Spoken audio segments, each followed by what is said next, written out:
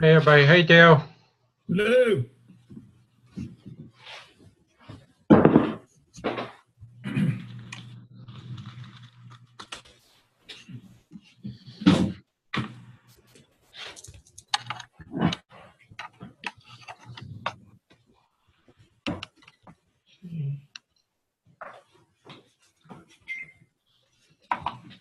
Okay, Dale's already there.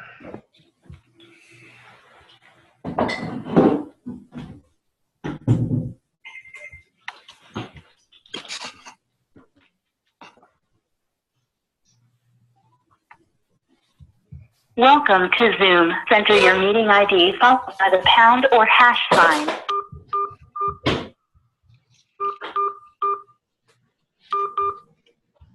Hey Dale, I've made you the host now, so you can pull up whatever we need to pull up. All righty. Enter your participant ID followed by pound. Otherwise, just press pound to continue.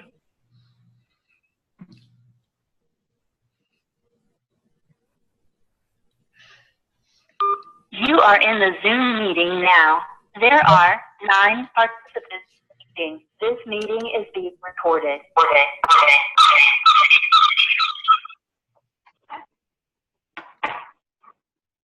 Dr. Lamb, while getting things ready and waiting for people, I think those 605 add-on students, I think I've gotten it down to just a couple of things, and all of them will have submitted everything. Yep, I've been grading your stuff today. So, and I think I'll get the rest from Stella tonight. Okay, good. So Good. I've been moving their stuff along, making sure that it right. moving as quickly as possible, doing competencies, a lot of internship logs coming in today. Now, dispositions, just odds and end things. With what Seth did, it still does not show the internship log. If they submit it to me, I evaluate it, but I cannot see it in task stream at all. So, but anyway, I know you're catching it on your. You can't see it until they submit it. Okay. It's changed from what it was last time, though. Okay, that's what I keep looking for, the same thing. So that's the difference there. Okay. What you're talking about was when it was over in the competency folio. Okay, so I keep forgetting there were some changes. Okay. Yeah, we moved it out of there. Well, if there's something that I'm missing on it, just let me know and I can communicate. I don't know. I'm debating on that one. I might put it back there because I keep getting too many people submitting it for evaluation after one semester. Yeah. Well. But the thing is what we were looking for was to publish that competency folio, and well, we had a couple of things. You had those. You had a few students that decided to do it in the 4 semesters, so they started at a different time than the ones that did it in the 3. So you really were working with 2 different programs, and I realized that because of one of the students that had done that. So right, and so I moved it over there for simpler, to make it simpler. Okay.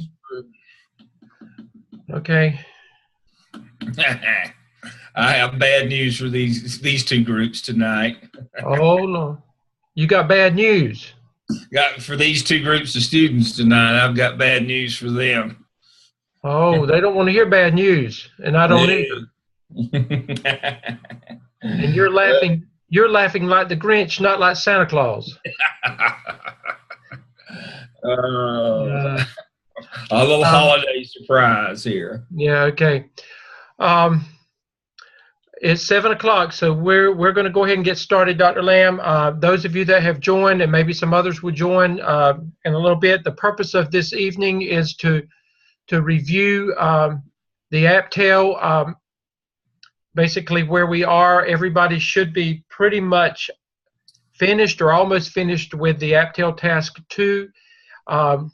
We're going to look at that again briefly, very briefly tonight. APTEL Task 1, Dr. Lamb, is pretty much over with, so we don't even need to look at that at all unless we need to refer back to it. And No, then I'm going to start with task 3 and two. 4, and then Dr. Lamb's going to talk with you about the final submission of the Aptel to task stream. So it won't be a long meeting tonight. It's just to basically let you know where we are and what's expected over the next few days. Okay, Dr. Lamb, I'll let you start. All right. The bad news first. I always like to get the bad news out first. I am going to teach these 2 sections next semester in 603. So they will have to. Yeah, Dr. Stedman now laughs. He knows. Oh, it'll be a time. But yes, what we're going to do. As I told you, you'd be working with me and Dr. Stedman all the way through. So we're just going to switch roles next time. I'm going to teach and he's going to coach you, and we'll just flip it like that. We don't want too many people, too many cooks in the kitchen. We've got good groups going and everybody's doing well. So we'll just, as we told you to begin with, we'll continue to work with you. So we'll just flip it. I'll teach and he'll coach next semester. And so now I come on. Dr. Lamb, but for the most part, things are not going to be a whole lot different than what we're doing now. No, it's just the same. It's just me coming on every week, and he'll be coming on with me. But it'll be pretty much the same thing. So if you don't like it, it's bad news for you at Christmas time. They're stuck with us. Yeah, I know. So, Dr. Stedman, you've been coming online with them on Monday night? No, Tuesday? we've all of it has been together. We've done everything together. We've done it on Tuesdays and then occasionally on Thursdays like we're doing now based on our schedules. Tuesdays and Thursdays. Yeah. I generally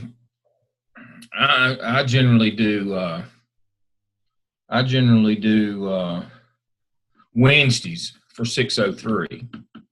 And then that way we can keep 601s. Remember, we've got 601s coming up. I like to keep them on Tuesdays and Thursdays. Right. 601s. And the only way that we can keep our 601s on Tuesdays and Thursdays is to shift our 603s, which would be these groups, to Wednesday. Right. And that's traditional at Gardner Webb, is that you know, the beginning classes, because we sometimes need 2 nights a week with you in the beginning class, we do Tuesday, Thursday. It gives you a little time to digest what's going on, and we don't hit you on Monday. But then we won't be doing but probably Wednesday nights. We won't be coming on twice a week next semester because you're caught on by now. And so we generally move 603 generally moves to, and 605 generally move to Wednesday night, so we can reserve Tuesdays and Thursdays for the new people like we did with y'all. Now, that's been the process for several years here, and we will continue with that process. So what will happen next semester, as Dr. Stedman and I rotate to new groups, we'll have them on Tuesday and Thursday like we had y'all, but we'll rotate you to Wednesday. We'll flip. I'll teach, he'll coach, but it'll just be 1 night a week. We'll only come on 1 night a week, but we will come on every week. But it will just be 1 night a week on Wednesday, and Dr. Stedman will join us from time to time on Wednesday nights. So and they'll continue, Dr. Lamb, with your collaboration. They'll continue to get their weekly updates from me. I'm going to continue doing those kinds of things as you and I work collaboratively. That's correct. Dr. Stedman will continue to send the weekly updates as to where you are on where you need to be. He'll continue to do that. And so there won't be a lot of difference other than you will shift to Wednesday nights, as we traditionally do with 603 and 605. And so go ahead and plan now that you will have class on Wednesday nights this spring and this summer as you move to 605. And that, again, we like to reserve Tuesday and Thursdays for the new people. We like to hit them twice a week, as you already know. Dr. Lamb, Emily just asked, when will the semester start in January? All right, I will tell her. Let me look at my calendar. They're getting the advance notice here. All right, spring semester starts. Spring semester starts on Monday the 15th, and so we'll be with you on the 17th.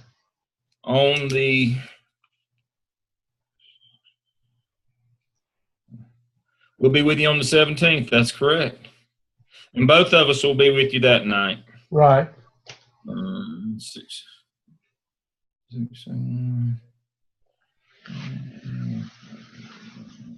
Yeah, so the next semester starts for y'all on Wednesday, January the 17th.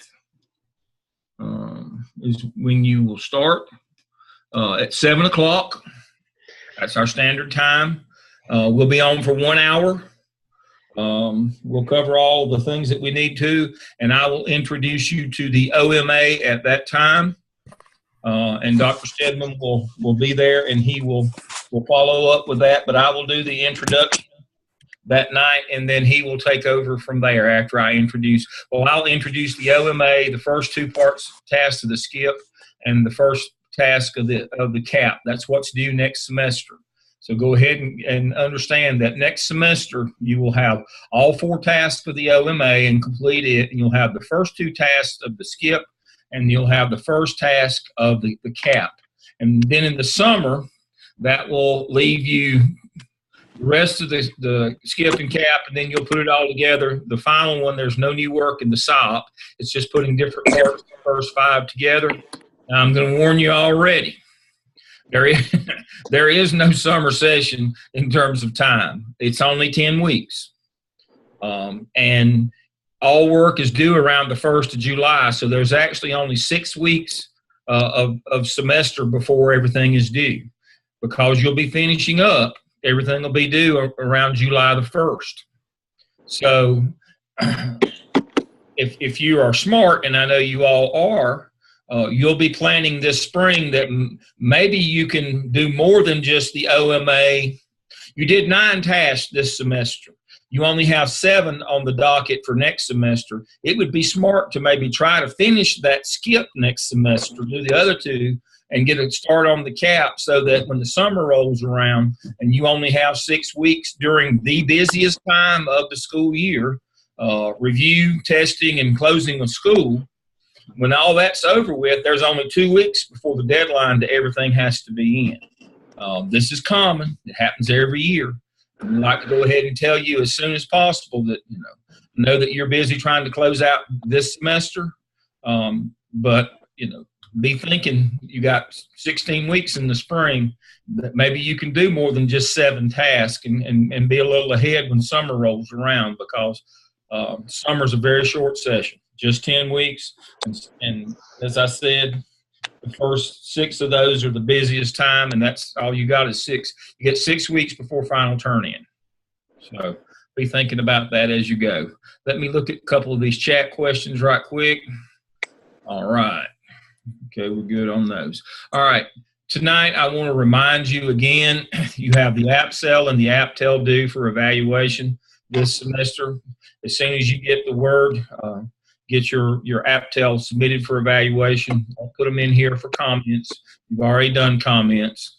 Competency analysis is due. Again, you can copy and paste your competencies from task 5 of the AppSell and task 4 of the AppTel. As soon as you complete that, click on that button, and it will tell you to complete this form, view your responses, and remember, you just do a copy and paste straight off task 5 of the AppSell and task 4 of the AppTel and pop them right in those boxes, put met, and move right on. When you get all those done, save and return and submit. Make sure that you submit that competency analysis. Okay.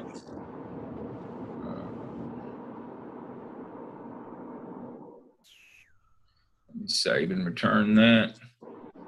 Okay. And then School of Ed dispositions, you can do these anytime. It doesn't take you but a minute. You just go in and rate yourself on these 6 items where you are right now. You do not have to put any evidence of your rating. Just put the radio dot in the circle and you're done with that. And so make sure you get your dispositions done. The competencies, I would like for you to see if you copy and paste the narrative into those boxes. As I said, take the narratives that you did in task 5 of the AppSell and task 4 of the AppTel. You don't have to write something new. Just use the ones you already have. And so that will conclude what you owe us this semester: AppSell, AppTel, competency analysis, School of Ed dispositions. All right, quickly, I'm going to move to the AppTel Back to the scale handbook. Here we go. All right. What I'm seeing in the early returns on the work is we're forgetting to do this part right here. Candidates will describe data collection strategies and criteria in the process of identifying the gaps between practice and research best practices introduced. I'm seeing the gap analysis from your instrument. What I'm not seeing is writing a narrative that addresses all 5 of these topics in terms of your gaps. Hopefully your instrument addressed all 5 of these. It was supposed to. If you go back and look at task 1, create a checklist, aid in assessing these 5 current best practices in school. So hopefully your instrument that you use, your checklist in task 1, will address all 5 of these in task 2 as well. What I'm seeing is the data analysis done really well, but then they haven't addressed these 5. So your gap analysis, you should address each of these, and have a section with these titles in your gap analysis. That's what's in your template. So make sure you don't ignore that, because I am seeing that somewhat. Can we add our apps? You could add your app cell competencies now and do what I just did, save draft, and then save and return. And then you can go back and put your AppTel ones in later. That will save you some time. That's a good question. All right, so that's what I'm seeing right now. Let me go back and answer the chats again. Okay.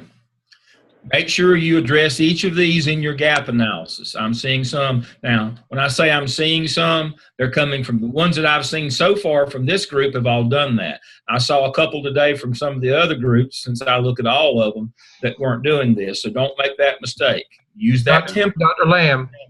Yes. They need to understand that when they sent it in for, that's why I sent some of them back when I didn't see, because I knew that what you're saying now, this would have happened had I not sent it back and said, I need for you to address the following, or even with prompt 2, you know, when they didn't match, they sent it back. So that it was the whole purpose of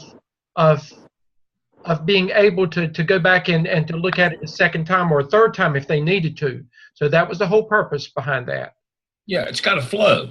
We always talk about the flow. What you did in task 1, you're going to expand on that in task 2. And what I saw in some today was it was like they just started something new in task 2. No, you just expand what you did in task 1. So you address these things in task 1.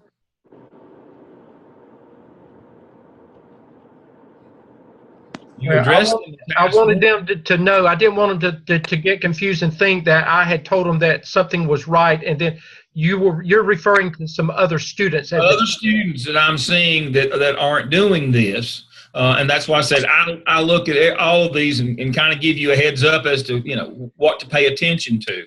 So I said I haven't seen this with our group, but I never know, and so. Just make sure that it flows. Because you did it in task 1, make sure you do it in task 2. Now, what I'm seeing in task 3, again, if you use the template, these things will all show up.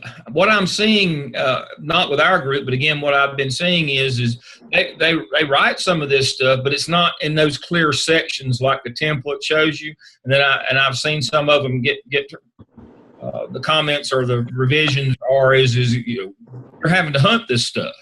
Again, use the template. Don't make the evaluator have to hunt these things. There should be a section labeled "A Vision for Positive School Environment." Again, the material is there, but make it in an easily gradable form. I sent comments on one today.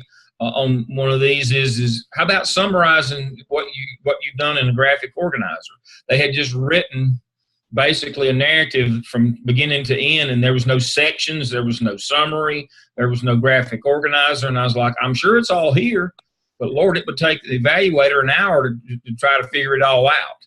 They don't like that. Well, Dr. Lamb, when you are putting your charts and your graphs in for the APSO Task 2 Prompt 2, you don't put the charts or graphs there without an explanation of what we're looking at.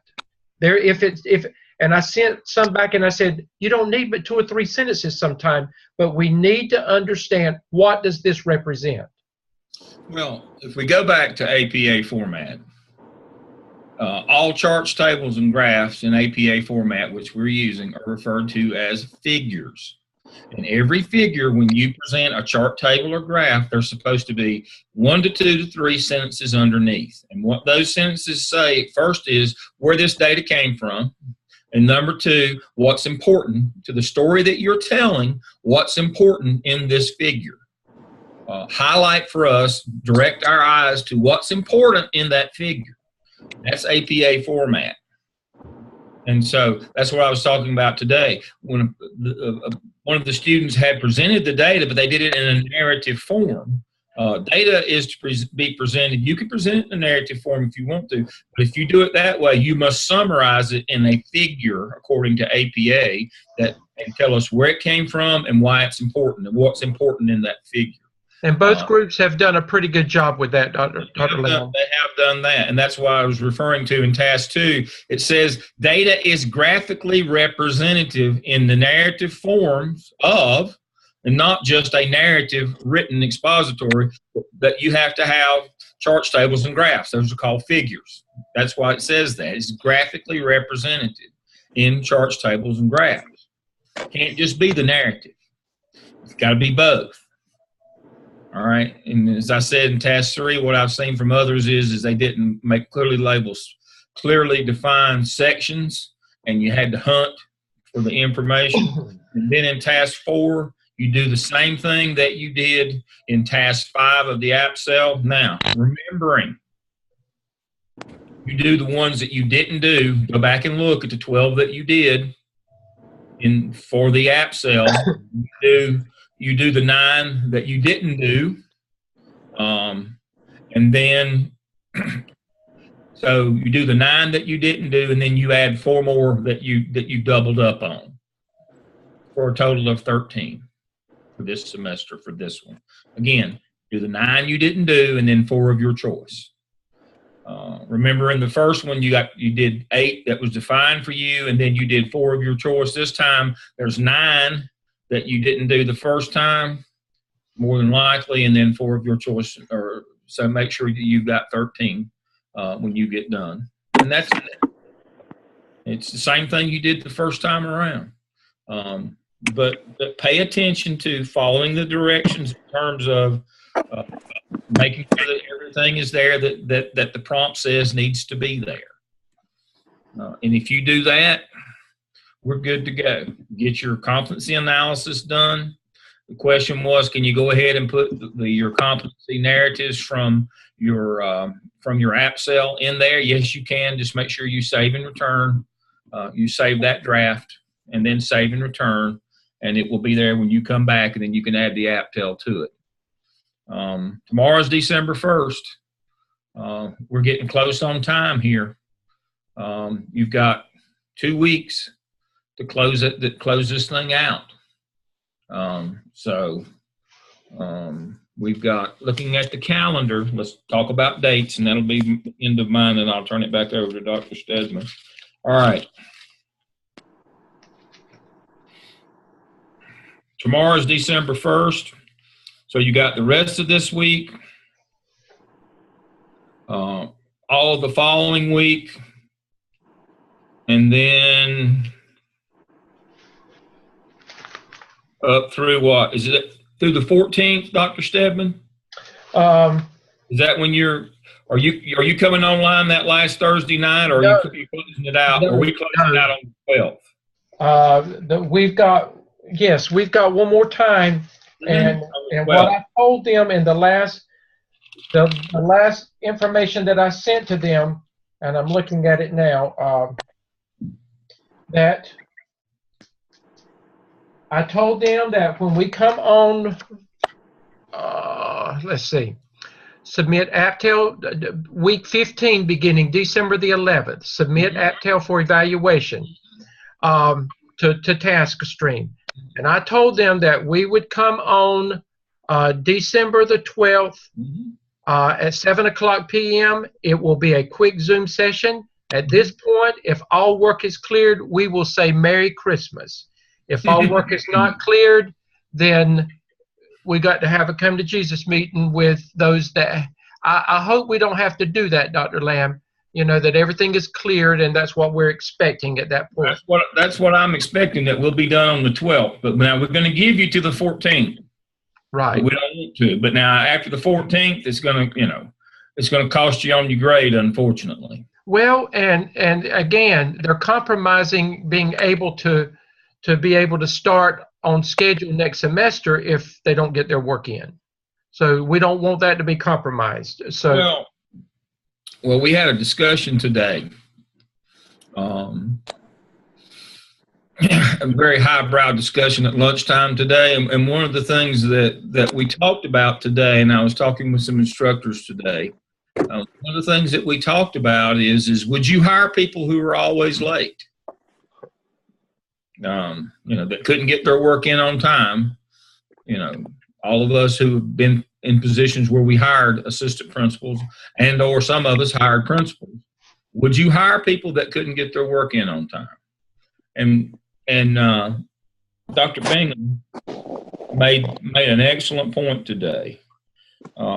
He said sometimes you just have to take the B, in terms of it's not exactly what you want, but it's more important to have it in on time than for it to be perfect down the line. We want you to do excellent work, but these time deadlines are pretty firm.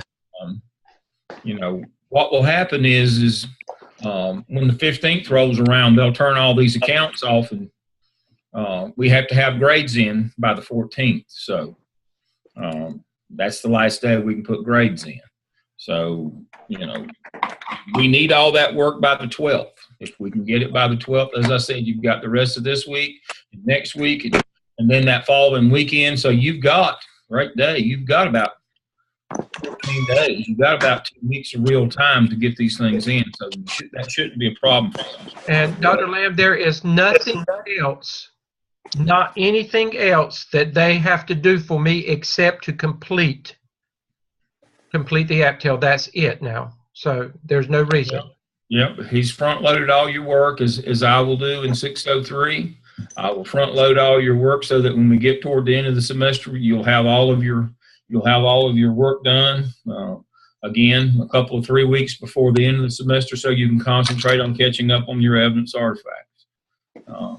But I'm very proud of the work that you've done. It's not due to me. I know Dr. Stedman has worked behind off with you, and I'm proud of both him and you for what you've done.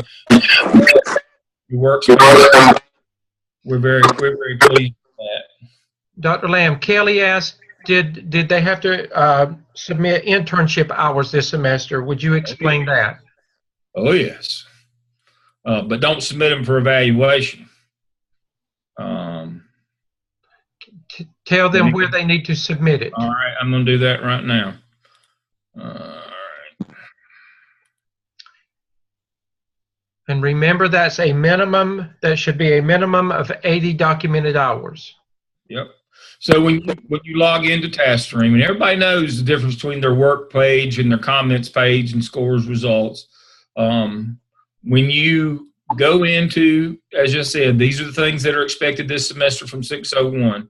As an intern, go to internship log, click on that. Use the attachment button, upload your log. It should be signed by your site supervisor, and it should have at least 80 hours on it. And then, see this button right here? It says request comments. It does not say submit. You request comments. Do not submit this one. If you submit it, then you won't be able to go back and put your logs in subsequent semesters in the spring and the summer. I've had the evaluate button taken off this screen and just request comments. But unfortunately, it always, when you go to the next screen, it defaults back to, do you want to submit your work? No, you don't want to submit your internship log. You only want to request comments. So make sure you do not submit it this semester. You request comments so that I can look at it. You won't submit that until the end of the last semester in the summer. Correct. You'll submit it in the summer when you have your third and final log in there. Now, before I get to the next question, I have people ask me, what if I do 160 hours this semester? Do I still have to do one next semester? Yes, you do. You have to do a minimum of 80 every semester. If you do 160, good for you. But that doesn't mean you don't have to do one next semester. We need to see consistency. We need for you to be an intern for at least a year. Is the whole idea. And we need to see diversity on that sheet too. Remember we talked about that at the beginning. That you need to show diversity on your internships as well. And if you didn't get to do some things this time, you need to try to make it a point to see that you can do it the next time. All righty. Well, I'm done. Well, Dr. Lamb, well, we've collaborated. There's really nothing else. We just needed to come on board. They needed to know the drop dead dates of things. I will say that for the most part, I would say 95% of you have submitted like you're supposed to. The other 5%, I need you to do what you need to do so that we can go ahead and take care of things. Emily has a quick question. Of course she does. He's picking on you, Emily. Okay, I have a quick question. So between when we submit on the 14th or whatever, the 12th or the 11th, and then the next one doesn't start, you said, until January, I wrote it down, 15th? 17th for y'all. Okay, what do we do between then and then? Nothing? You rest. If you're smart, you catch up. If you're smart, of course. Look who you're talking to here. I'll be kind. Well, in theory, what you should do is rest. If you want to get started a little bit early, you can do that on the OMA. And so what I'm going to do, and you kind of stole my thunder, thank you, is when I come on the 12th, since there ain't going to be anything else to do, guess what I'm going to do on the 12th of December? I'm going to cover the OMA quickly for you at that time. So that those of you who want to get a jump, you don't have to, but I'm going to cover the OMA on the 12th. That's why we have that last session. That's good, Dr. Lamb. I was kind of holding that one in reserve, but I've already got the OMA queued up for you. I'm going to cover that one so that you can get a jump on it during the holidays if you'd like to. And since the nature of the OMA is that a lot of it is just gathering data, that's actually a good time to do it. You don't even have to be at school to get a lot of that data and put that together. So there's parts of it you'll need to be back in school to do, but task You'll one, send us the dates of that, like if it's due like the third week in January, you'll send it to us in December. I will. Okay, sorry, I have too much going on over here, so I'm going to mute myself. But okay. Yes. I'm going to cover the OMA on December the 12th. And again, I'll cover it on the 17th of January. I will cover it again for those of you who choose to take the holiday off. That's fine with me. That's up to you. But for those of you who want to get a quick start, so maybe you can knock out the OMA and the skip during the spring. That's what I was referring to earlier. About the only way that you can do that is to work the OMA during the holidays. And that's what I was going to spring on you on the 12th, is if you really want to try to knock out the OMA and the skip in the spring so that you won't have any of that to do this summer, you can concentrate on the cap, then you'll need to work during the holidays, in my opinion. You might be able to jam it all in there in the spring, but it's actually, if you can get a jump on the OMA during the holidays, it'll make it easier on you. But again, that's up to you. Let me get these chats. And I know some of them didn't want to hear that, but again, like you said, Dr. Lamb, it's up to them. But my best advice would be to find some time to at least become aware of what you've got to do, and don't wait until the 16th or 17th to open it up and say, well, this is what this is what we've got to do. If nothing else, if you could just kind of plan out what you're going to need to do, and that'll become clear when I cover it for you on the 12th. I'll point out things like you're going to need some collaboration here. You're going to need to talk to this person to get this information. And maybe if nothing else, you can kind of schedule that time or get that kind of in your mind when you're going to do those things. But you can see the data you're going to need to collect, and we'll go through that. What I would do is I would collect up all the things that I needed in all three of the first three tasks. The fourth task of the OMA is just like the last task of the first two. It's writing your competencies. But the first three is gathering up data and information. And so you'll have an idea of what you're going to need, and you're going to have to go and talk to some people about some things, and you'll be able to maybe kind of plan those times out so that you can move through it. There's only 4 tasks in the OMA. It's actually the shortest one in terms of there's a lot of information in it, but it's actually the shortest one in terms of the things that you have to do, but they're very specific. Just know the last meeting will be on December the 12th at 7 o'clock. That will be the last meeting until we come back on board in January on the 17th. That'll be one last time on the 12th. That one last time on the 12th will be our last meeting with everybody. And if we have to meet with people individually, you won't know that unless you're one of those people. But on the 12th, we're going to sign off for the semester for the class and for the internship.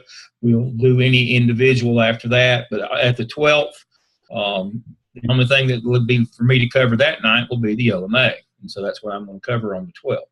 Dr. Stedman will do any closing out procedures that night, and I will cover what will be expected in the spring. So that's what we're going to do.